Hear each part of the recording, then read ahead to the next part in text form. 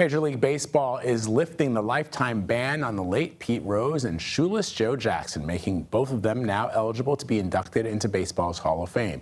You'll recall Rose was banned initially forever, a lifetime ban for betting on games, and Jackson was a member of the infamous Chicago Black Sox, a team that was accused of fixing the 1919 World Series. I want to bring in William Rhoden for more on this. He's a columnist for ESPN's Escape, and he is also a longtime sports columnist who has written about this subject in the past. Bill, always great to see you, my brother, to talk about something like this. I thought Manfred's decision was sort of interesting, indicating that because Pete Rose has passed and the ban was a, quote, lifetime ban, that it doesn't mean anything if you remove the ban posthumously. What did you make of that? It's a little bizarre. What you're saying is that it's not so much that what you did was wrong, but we're just going to wait. We're going to let you die. Now once you die and you can't enjoy it, now we're going to put you in the Hall of Fame. And it's a little bizarre, because the whole idea of this is that you're trying to preserve the integrity of an institution. So now, although he's died, you're going to make him immortal. You're basically now making Pete Rose immortal, giving him life forever, and putting in this institution which you want to keep pure and all that. So it's rather bizarre, and it just seems to be that what we're doing is like negotiating. Everything is now negotiable. We're negotiating integrity, morality. It was kind of right then. It was never right, but now we're kind of negotiating to make it right. So I am a believer in grace. I mean, we all need grace, but this seems to be cynical.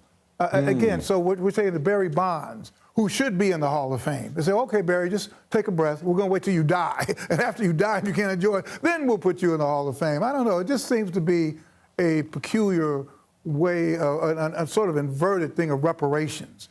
So it's interesting, and we were showing while you were talking there some of the reaction, which has been mixed. Mike Schmidt, who played with Pete Rose, seems to be okay with it. Others, including the son of Bart Giamatti, the commissioner who actually imposed the ban, are not. And I thought you raised an interesting point about Barry Bonds, right?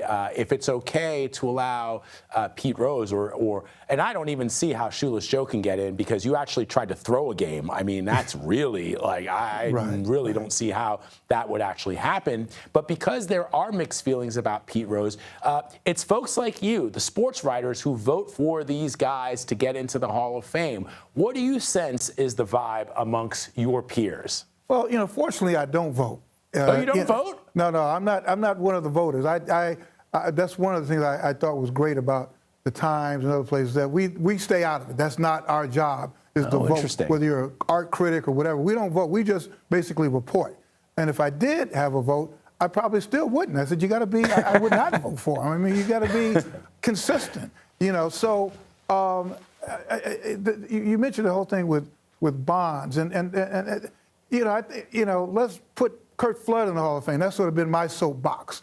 Let's put people who actually tried to improve the game in the Hall of Fame. So the voters, and I'm not surprised by the players. Of course, they're playing. These guys are playing. Well, he hit whatever home, he's Mr. Hustle and all that.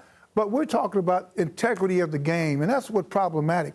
And remember, we're also in a period where Major League Baseball, the National Football League, the NBA, they're all in bed with gambling now. I mean, they're deeply in bed with gambling. So maybe it's also kind of a guilt trip. I mean, what they were talking was bad 40 years ago. Say, hey, man, no, gambling is real cool. That's another income stream. So there's a lot of hypocrisy that's bubbling up in this. But again, you began this by pointing out, which I think is the most cynical thing, is saying, okay, we want you to be dead so you can't enjoy it. Then we're going to put you in. But in doing that, we're giving this whole thing eternal life by putting you in the Hall of Fame. So it's something about it, man. It's just a little off base. Yeah, I get your point, and my producer Eric corrected me and said that it's baseball writers specifically who vote for people to go into the Hall of Fame. But I thought your point about the immortality of the Hall of Fame, I think, is sort of interesting. And look, no one has has disputed, it's indisputable, the numbers that Pete Rose put up. It's indisputable that he loved the game, but what is also not in dispute is that he bet he bet on baseball. Right. He says he never bet against the team. He always bet to win. Right. But that's how do we know? And I just think it is sort of interesting that you would do this after the man has died. Right. In fact, for a long time, he lied about it. Right. That's another thing. Right. I mean, he lied about it. Never That's right. immediately fessed up. He lied about it and lied about it and lied about it till you got kind of cooked up. And I think with children, that's not negotiable. That's not negotiable. So maybe, it's our national pastime, and maybe that's a statement on where we are as a country now with integrity, morality. Everything's up for negotiation. What was right, what was wrong, now is right. I agree with that point, Bill. It's like there are some things that are not up for negotiation, and you also pointed out you leave open the door for somebody to say, well, okay, what's wrong if Shohei Ohtani decides to gamble on the sport? If you let Pete Rose, even in the afterlife, get this really this really big honor, what's to stop this precedent from taking root? Right. William Rhoden, always great to talk to you, brother. Thank you. All right, go ahead.